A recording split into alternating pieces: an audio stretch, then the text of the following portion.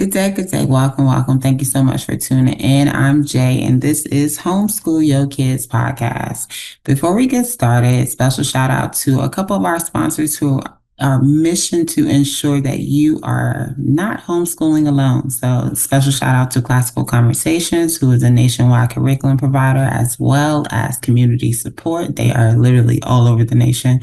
And Basecamp, a new app, not brand new anymore, but a new app that is mission to ensure that you find family, other community, your tribe in your area, as well as finding community resources that are local to your area. So check them out.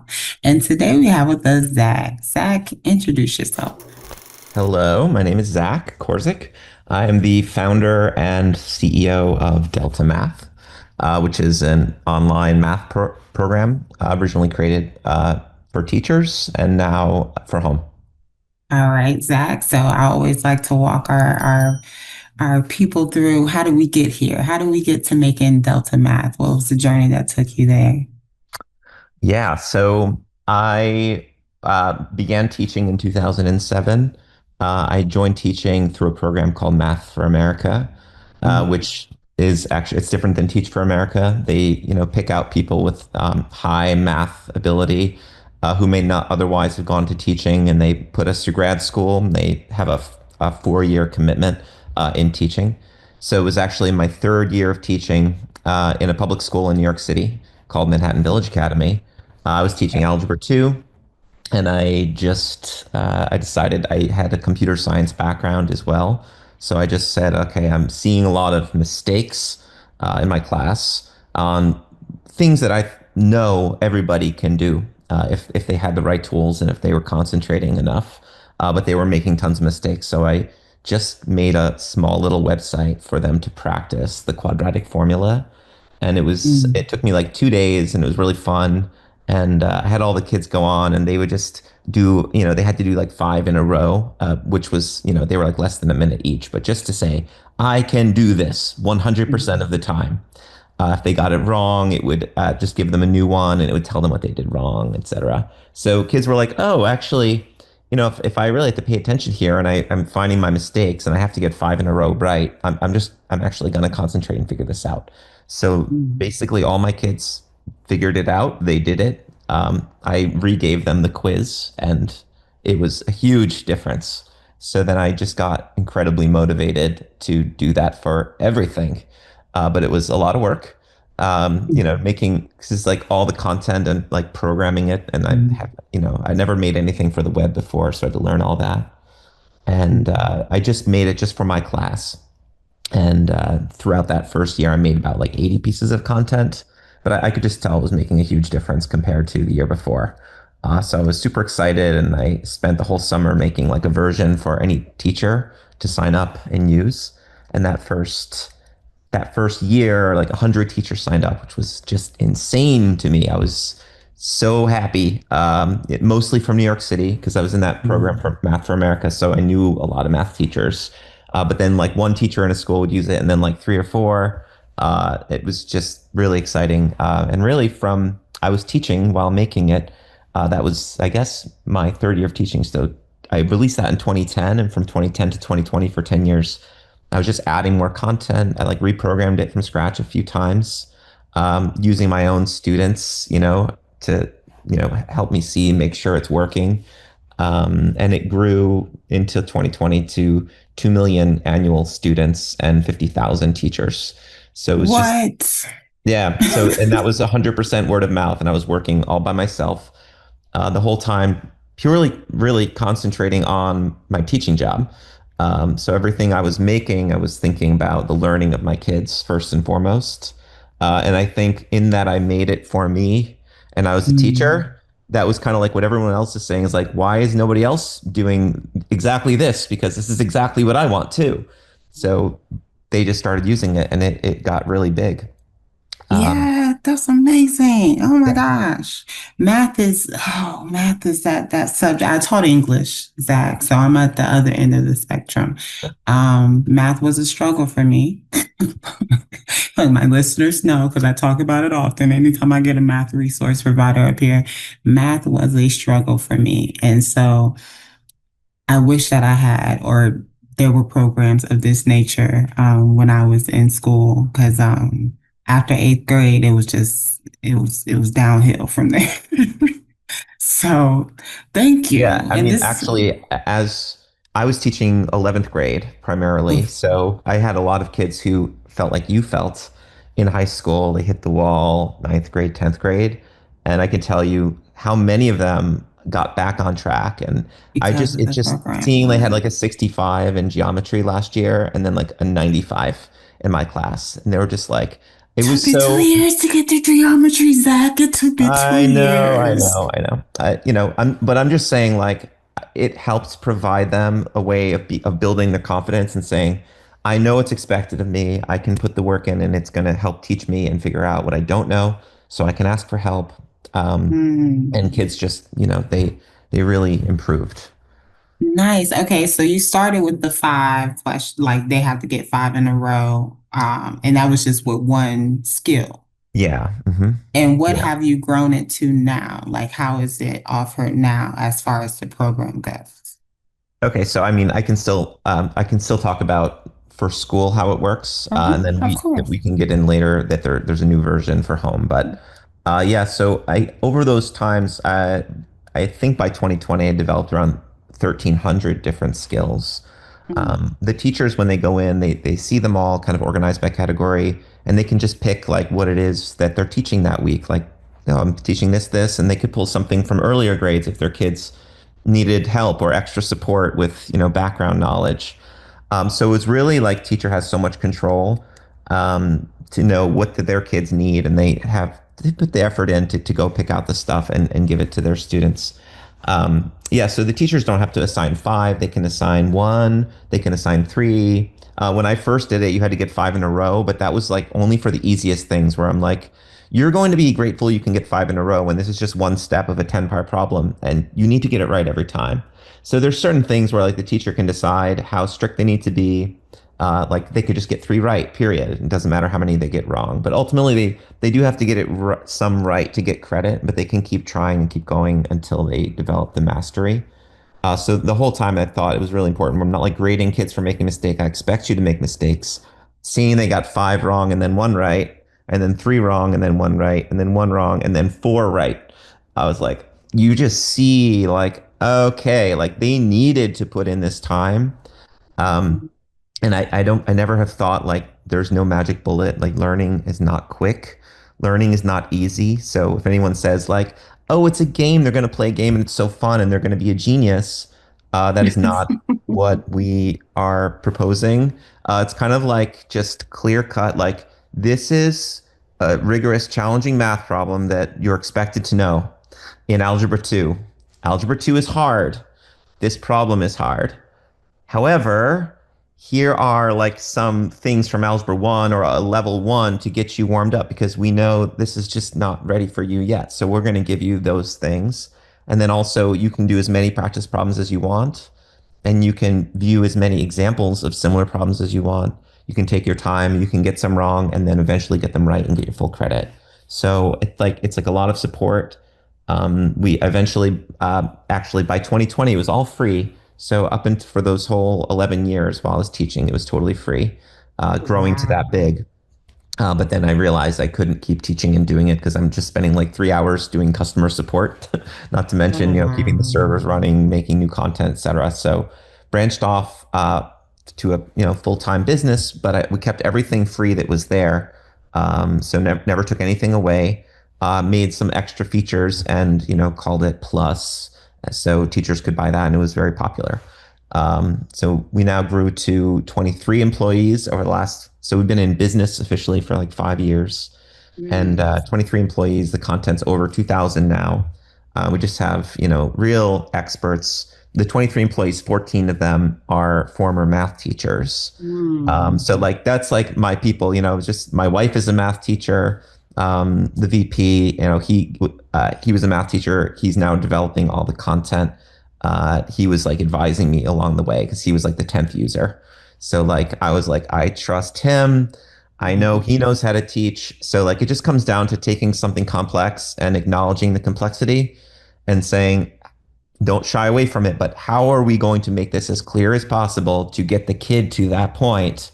And I just think we're all very passionate about not just teaching math, but teaching math at a rigorous level and getting people there and knowing that it's possible.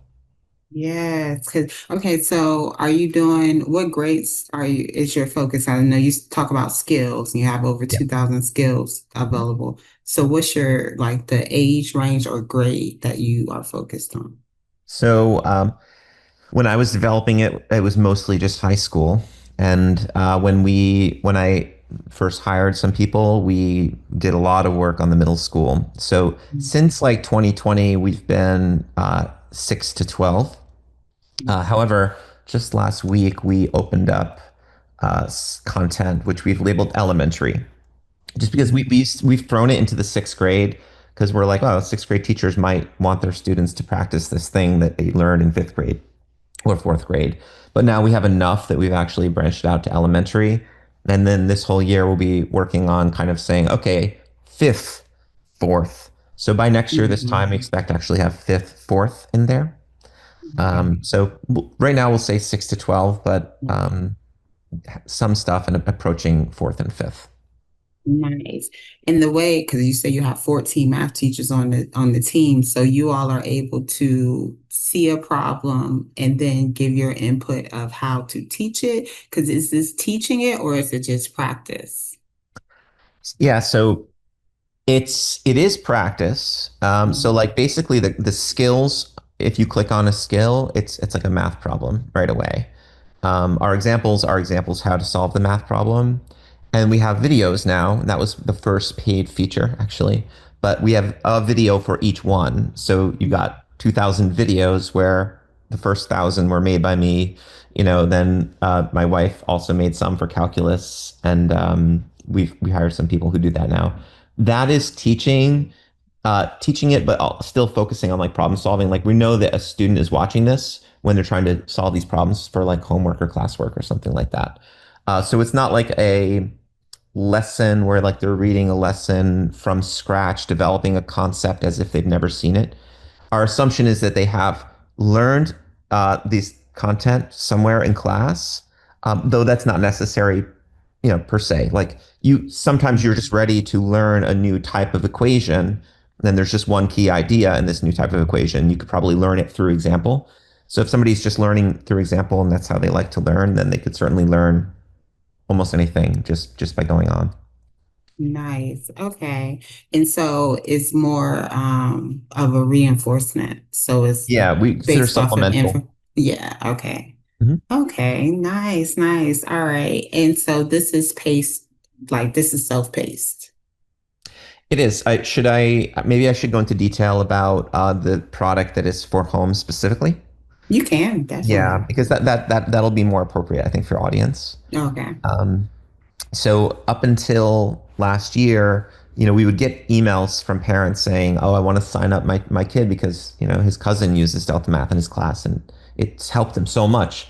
But we basically had to say, "Okay, we'll add you to a list if we ever make such a thing," because our whole Because it was product is. always for classroom. Yeah, so like Okay. you have to make a teacher account first. Mm, Now a parent could make a teacher account, but it's kind of made for teachers. It's like all the content is just a huge list of stuff and they kind of have to know. Like you have to be pretty much a math expert to look at that and mm, figure out where do I go? What's that called? How do I organize this? How do I make an assignment for my kid? So we knew that that's not the best for a yeah, parent. it wouldn't I work mean, for a me. homeschool parent would probably be more likely, but then like your regular parent who's not as involved in the education of the child. But even that, we decided to create Delta Math for home for the kids who wanted to use it, whose teacher doesn't use it. And it would be Mm, very convenient where they wouldn't need a teacher. However, you can have a parent account associated to kind of see what's going on in that okay. student account, but you don't need a teacher to assign you stuff. So we essentially organized all those 2000 skills into courses from sixth grade through AP Calculus. And then we Mm. like broke it down into units and sections. So there's like a progression where if you're taking that class, if you're in seventh grade, you could just open the seventh grade thing on Delta Math for Home, and it would say here, start here, and you click there, and there's problems and there's sections. So it's already like organized for them, so they can just kind of they can go from beginning to end, and that would be totally appropriate, or they can skip around. So there's definitely flexibility in there. So it's definitely like looks different than Delta Math for School, which is just a list of assignments basically for the kids. Okay. Teach them assignments, but this is organized as like courses where they're going through. They when we introduce the smallest things called a section, there may be like 6 to 10 skills. We start with a pre-quiz, so they can skip it if they. But let's say they actually know how to do 3 or 4 out of the 10 things already, so we don't, we let them kind of demonstrate that knowledge. So they take a little quiz. They can skip some questions. They can float around and say, oh, actually, no, this, let me do that one. If they get 3 right, then all of a sudden they come and it's like, oh, okay, we see that you know these 3 things. You got them right just right off the bat without any help. So we're basically going to show you a practice assignment where we highlight here are the 7 ones that you didn't know how to do or you got wrong or you left blank, and you would practice those. And the biggest advantage here is our content, because it's our content which I think really distinguishes us from anybody else, because we've never shied away from interactive, interesting things where we believe that if the students do this, they can actually learn hard things. So it's just that you to do that content in the past you had to have a teacher. So now you're sitting there and you can do this, and it's appropriately leveled for you. It starts off easy, medium, hard. You've got the kids have the videos, the examples they can go through and then do a post quiz. So let's say they knew 3 out of 10 before. Now they practice those 7. They can even do more than 3, so they can really keep going because each skill has 100 versions of that. So they can Mm. keep going if they want. And then they can do the post quiz, and they would almost always see some sort of improvement, right? So I knew how to do 3 out of 10. I do this, rigorous practice with the supports. Then I do the post quiz. Boom. So now I've done that. And then they would do the next section. Then they'd come back and we mix it all together in like a unit test. And they can do that. And then they can take that as many times as they want. And they can go through the ones they missed, click it. It sends them to the practice. They can do some more practice. So I think it's really, really useful for, self-guided learning, taking responsibility for your own learning. Say, hey, this is, trigonometry, a certain level. Like I'm Oh struggling my with that. I'm goodness. going to go in here, and if I'm like dedicated, I'm going to go in, I'm going to concentrate, I'm going to look at my mistakes. Stealth Math's going to show me where I made that mistake. I'm going to watch the video, see some examples. I got 80 on the unit test now. All right, let me find this. Let me take that again. Right. So that's up to them. They're not required to take it again, but there's a lot of flexibility within the system where if you put in some time, you can really develop mastery in a lot of difficult things. Nice. Do you get a pre-assessment before starting? Like just, and I know I spoke with someone else who does math instruction, and they were saying that you can be on same thing with reading and writing. You could be on one level with a certain skill, and then you could be on this level with this skill. Um, is there an assessment given at the beginning? So I do think that would be a little bit more relevant for like reading. Like Okay. we're at a reading level. With math, it's like you could be a math genius in 10th grade, and I could give you an algebra 2 question, and you have no chance of getting it right because you've never learned it. So Yeah. like the fact that like math is tends to be like the standards are pretty specific to say solve an equation like this with a x squared and there's this kind of radical involved or something, right? So if they haven't seen it, they won't know how to do it. We could probably throw one together because we have what's called like a end of seventh grade. You take one thing. Now, there might be 250 skills in seventh grade.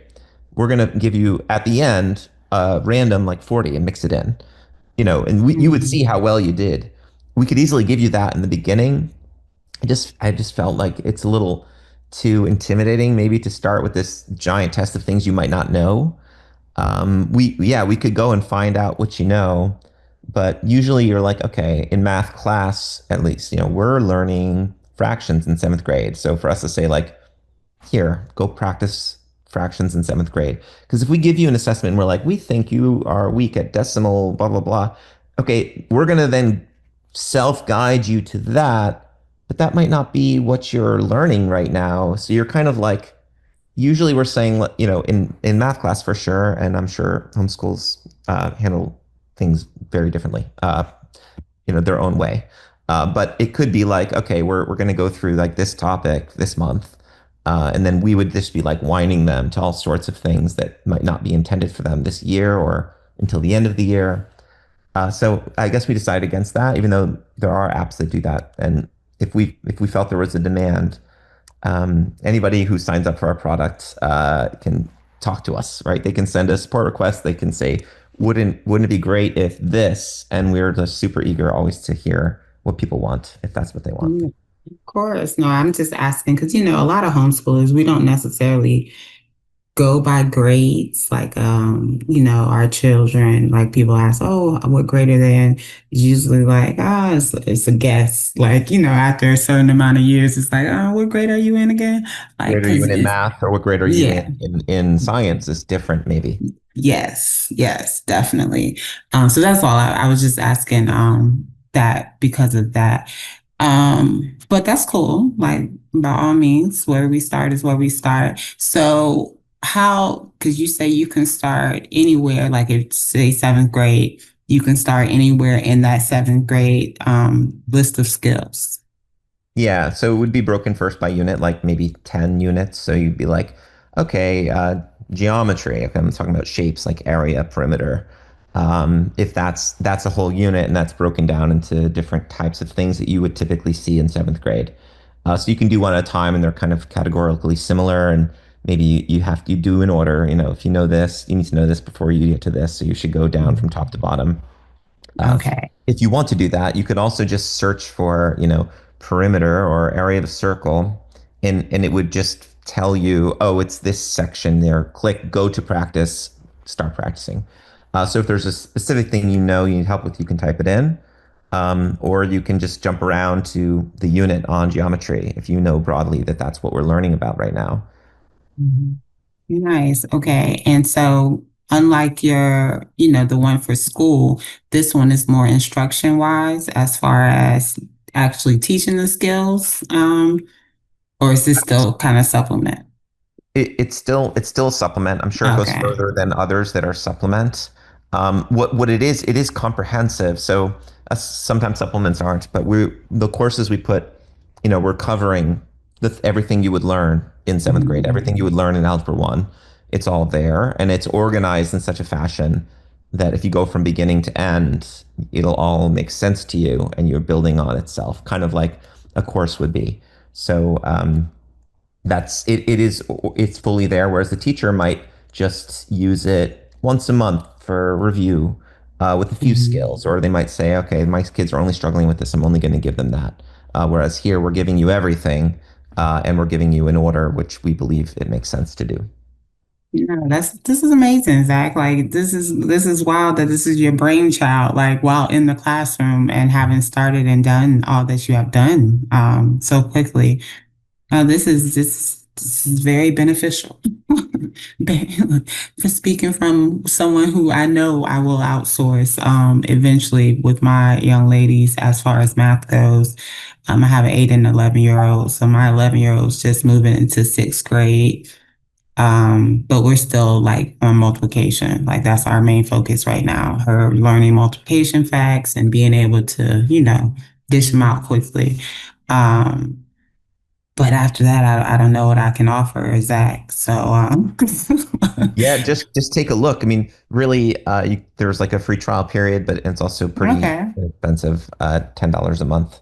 So nice. go in there and say, hey, look, I mean, probably your sixth grader is ready to do a bunch of other things. Like, yes, we're still working on multiplication, but we can still look at, geometry and get the concepts of perimeter or whatever else might be in sixth grade, ratios and such. Indeed. I know it's a bunch of stuff. I don't know because these sixth grade, like elementary math looks intimidating at this point. Like it's a lot. When you were in the classroom, did you find that a lot of your students were coming to you on level or were they below? Where were you teaching at? It's called Manhattan Village Academy. Oh yeah, Um, New York, New York. it's in New York. Yeah, they Yeah. were. You know, it was a huge mix, obviously, as it Mhm. normally is. But tons were not. But like I said, it was I taught everybody, right? So I'm looking Mhm. at the kids who were doing great and they needed a challenge, and then I'm looking at students who, still haven't passed the Algebra 1 state test or something, So there's a huge range. So we have enough, content to cover anything. And of course, if you're taking Algebra 2, we actually have these little mini courses that we developed, like getting ready for Algebra 2 or whatever you need Mhm. to know. So if you're about to take Algebra 2 content, you could look at that and it's like probably a third as long as the other courses. And it's just kind of like everything from the past that is the most important. Because like maybe you already learned about proofs in geometry last year and you didn't get it. Well, we're not going to put that on getting ready for Algebra 2 because that's not relevant for Algebra 2. So, you're really just focusing there on, we also have, getting ready for sixth grade or getting ready for seventh. So, like, just the most important things from your past knowledge that you need to know before starting this. So, that's like another little bite-sized thing that anybody can do before they start the school year. That's awesome. That's needed also. Um, with the courses and the time spent, um, how long do you feel like someone should spend or a student should spend on these concepts or these skills daily? So yeah, we have like a metric of engagement, Okay. just called points, really, which is like if you're doing something that is active, like solving a question, right, or watching one of our help videos, or taking a pre-quiz. We give like little points, and we set like I'd say pretty low threshold as like the default. Like try to meet this in a week. We were thinking more like per week, so people don't think they have to go every day to meet it, Mhm. which was 50 points. And we were thinking like a Okay. point could be a minute, but it's like a minute of like actually doing stuff. It's not just measuring is my tab open, right? So like you actually have to answer questions right or actually watch the videos, actually take the pre-quiz and get three right, so you get a couple points for that. So I like it because it's active engagement, the things that should be counting. So that would be, could be an hour a week, but that would be if you're probably learning elsewhere, and this is kind of Mhm. just to refresh. If you haven't seen this stuff or really don't know most of it, and this is your primary way of like learning the new content, that it would take longer. No doubt. Okay. Because also like those pre-quizzes can make you kind of zoom through a unit. If you know it all, you just send the pre-quiz, you do it, and then it doesn't have you practice it. It only optionally does. So I mean that really Okay. helps if you already know a bunch of stuff. We're not sitting there feeding you stuff you already know because that's a waste of time. But it would help you like kind of get through things quicker. And then yeah, I mean everybody's different. So a linear equation with like three steps. You have to add 3x to both sides, divide by something. You it might take some kid 20 practice problems getting a bunch wrong until they can get the number Mhm. right. It could take others just three problems, one, two, three. So the amount of time I would more focus on like completing a section a week or something, which would be really good. And some it could take 4 hours, and some it would take 30 minutes. Gotcha, gotcha, gotcha.